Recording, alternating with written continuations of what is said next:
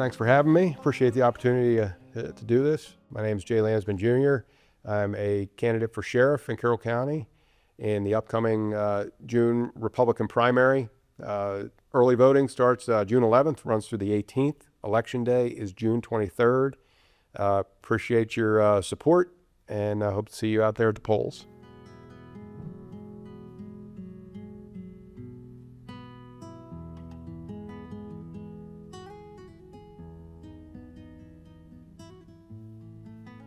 My first childhood home was on Oak Street in Manchester. I was baptized at St. Bartholomew Catholic Church in Manchester.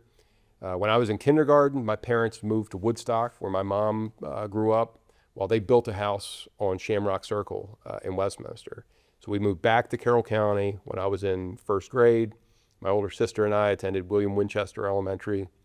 We were back in Carroll County for about 6 months, and then my grandfather passed away. We ended up moving back to Woodstock, which is significant because during my senior year at Randallstown High School, I started working at George's grocery store, and that is where I met my wife.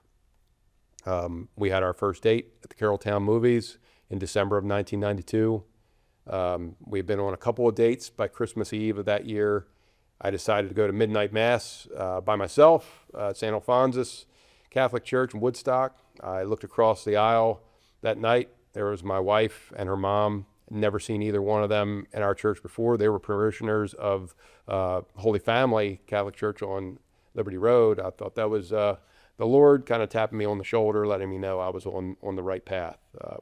We were young, we persevered, we got engaged, we were married in 1998. We moved to Westminster and raised our 2 children.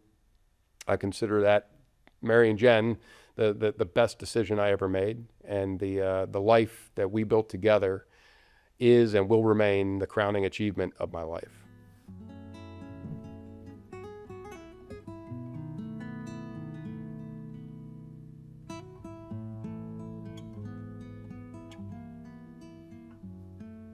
So I'm part of a 90-year family tradition in policing and a history in public safety that goes back for more than a century to my great-grandfather, Charles Paff. He was one of 4 Baltimore firefighters killed in the line of duty in a fire truck crash at the intersection of Park Heights Avenue and Rogers Avenue on November 9th, 1949. He was just 56 years old. He was a veteran and had served with the fire department for 25 years when he passed away. My grandfather, Ray Landsman, started the family tradition in policing in 1936 with the Baltimore Police Department. He and my grandmother settled the family in Pimlico in Baltimore City before moving to Woodlawn. Following Ray was 3 of my uncles, 2 cousins, 3 siblings, 2 nieces, and my son, have all now served in law enforcement in this region. Lieutenant Raymond Landsman retired and started a tradition that now spans 4 generations. Many of us have served in communities along Liberty Road, Route 140, Route 30, from the Northwest District of Baltimore City up through Pikesville and Franklin precincts of Baltimore County. Dad served for nearly 5 decades combined between Baltimore City and Baltimore County before finally retiring in 2020. And I've certainly had my share of role models as cops, investigators, bosses, and as men. One of the greatest gifts, Christmas gifts I ever received was my Uncle Jerry's Baltimore City lieutenant hat. I idolized my cousin Rick, who set the standard for lieutenants in Baltimore County. Dad is everything you would aspire to be in policing, and he was the inspiration for the TV character Detective John Munch on the television show Homicide: Life on the Street, portrayed by Richard Belzer. The character that Dad inspired became the only character in television history portrayed by a single actor to appear in 10 different television series, including Homicide, Law and Order SVU, The Wire, and The X-Files, among others. And then Dad himself went on to portray Lieutenant Dennis Mello on the HBO series The Wire. I've been blessed to work in patrol, investigations, other specialized assignments, and I've worked my way up the ranks, and I'm so proud to be part of this family. The ones who serve, but the ones who lived the life along with us, help provide the balance and perspective necessary to really survive in this profession. So much focus is on the people that do the work, the sworn and professional staff, but the families lived the life with us, the spouses, the kids, the parents, the family. And I thank God every day that the people still line up to join this profession.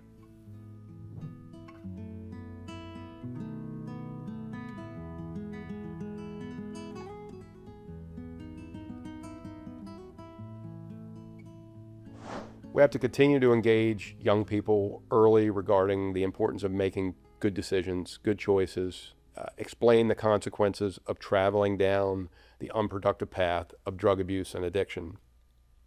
Long-time programs such as drug awareness and resistance education, DARE, provide a good foundation for positive interaction between youth and law enforcement.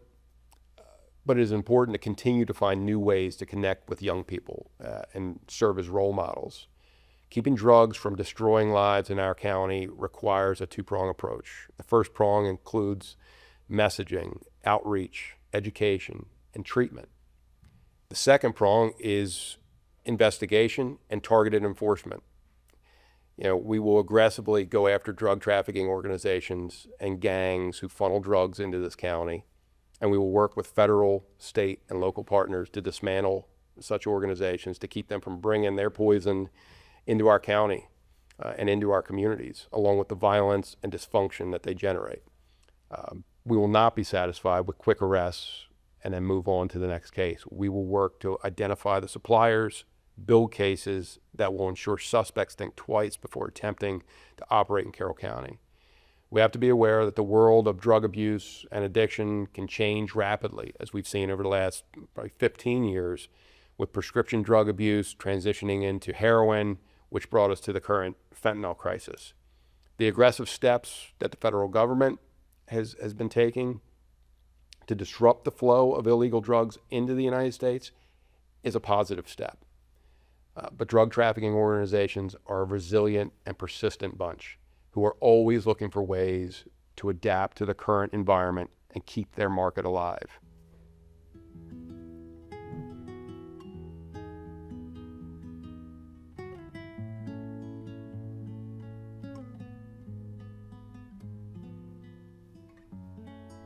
School safety is always on the mind of every parent in this county.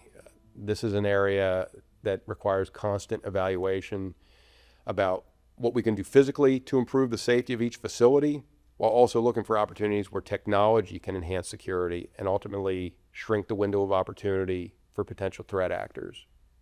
We will work with the school system and our school resource officers to make sure that we are always looking for points where early direct intervention is necessary, for ways to enhance overall safety through training and preparation. Quality of life related issues come up a lot and connect directly to whether our community members feel safe. We'll increase visible patrols and community engagement to deter and prevent crime, while aggressively building cases to target opportunistic criminals who try to victimize our citizens. To accomplish these things requires good people. So staffing, retention, and wellness make up a triangle of issues that make law enforcement in the 21st century so difficult. It takes a dedicated group of people to deal with the challenges in society related to crime, mental health, drugs, and finding the best people takes a combination of youth engagement and recruitment of experienced professionals around the region to join this noble profession.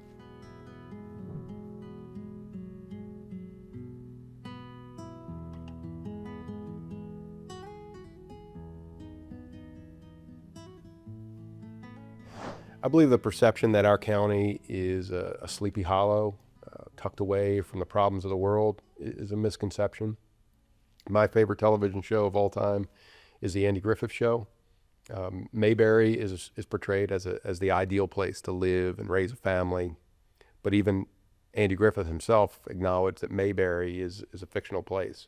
Never had issues that you couldn't solve in less than 30 minutes, but real communities experience real challenges, and we're in a region that indeed has its share of real world challenges. But our proximity to busier jurisdictions does not automatically mean that our county is destined to be overrun with crime.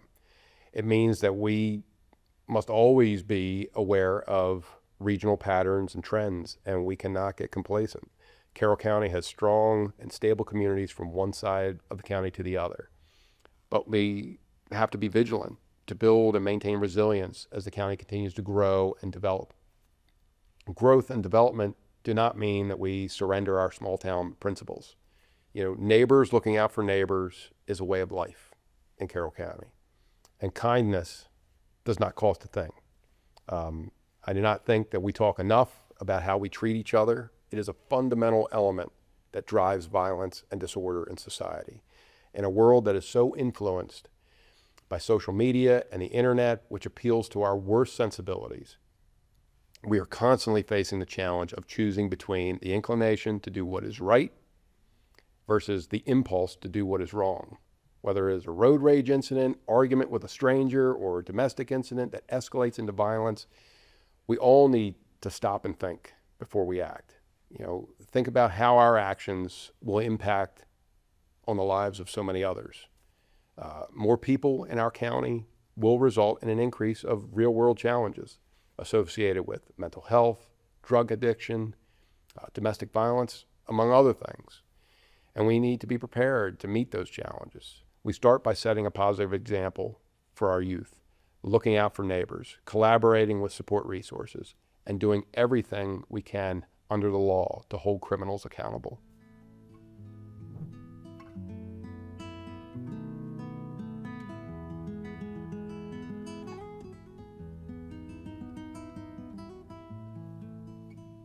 I'll start by communicating with all of our communities and listening to their unique concerns and perspectives from around the county. That communication will occur when we are walking through good times and bad times. One issue that seems to come up in several areas is theft. It is a quality of life issue that impacts our business communities, our residential communities, and deterring opportunistic thieves requires good communication and coordination between the police and the community. Whether it's retail theft, auto theft, thefts from vehicles, criminals do not stand a chance when the community and law enforcement are working together. On the police operations side, this will involve visible patrols in vehicles and on foot to keep criminals guessing and deter crime, while always looking for ways to enhance and leverage technology such as cameras and license plate readers to help quickly identify and apprehend suspects. We'll work with residents and business owners to create an environment that is difficult for criminals to operate in, but is welcoming and comfortable for the members of our communities.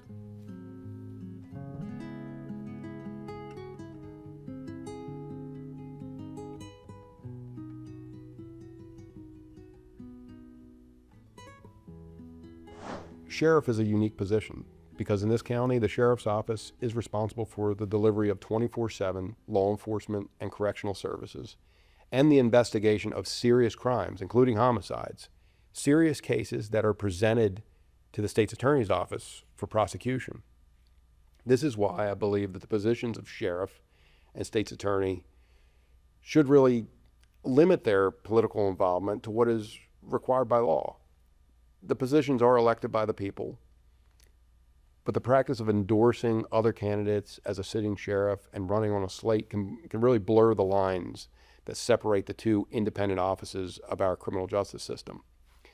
While it's legal under Maryland law to endorse candidates, run on a slate, I believe that the sheriff's office and the state's attorney's office wield significant authority, and it's important that they remain independent as they act as checks and balances on each other. The offices are naturally close, and they should maintain a strong professional working relationship focused on delivering justice for crime victims. But they do not have to be intertwined politically. And both state's attorney candidates are aware of my position. They are both experienced attorneys, and I'll work with whoever is running that office to build cases and deliver results for crime victims.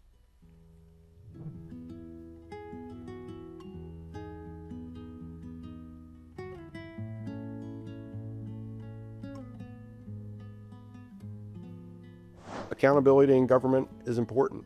So when the sheriff announced that he was running for a fourth term and advocated for his own huge pay raise, I thought that it was a pretty good indicator that there needed to be competition in this election cycle. So the salary is set by law. I respect that. But for me personally, it's more than I'm comfortable keeping.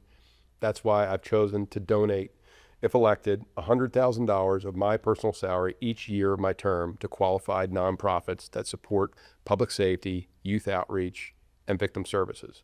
This isn't about changing the law. It's about my personal salary and adhering to the values of servant leadership. Leadership should reflect service, stewardship, giving back, and that's the example that I intend to set. I didn't invent servant leadership. I just follow the guy who did. It is about the people of this county and the men and women of the sheriff's office.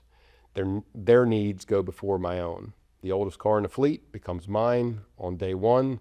So the last will be first, the first will be last. The people of this county deserve a choice at least every 12 years.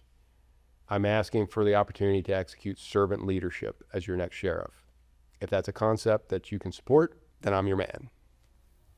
My name is Jay Landsman Jr.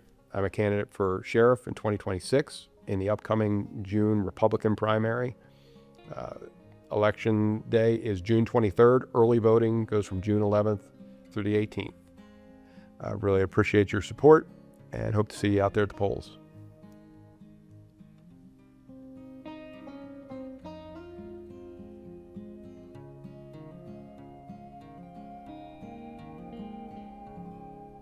Paid for by Citizens for Jay Landsman Jr., Helena Watson, Treasurer.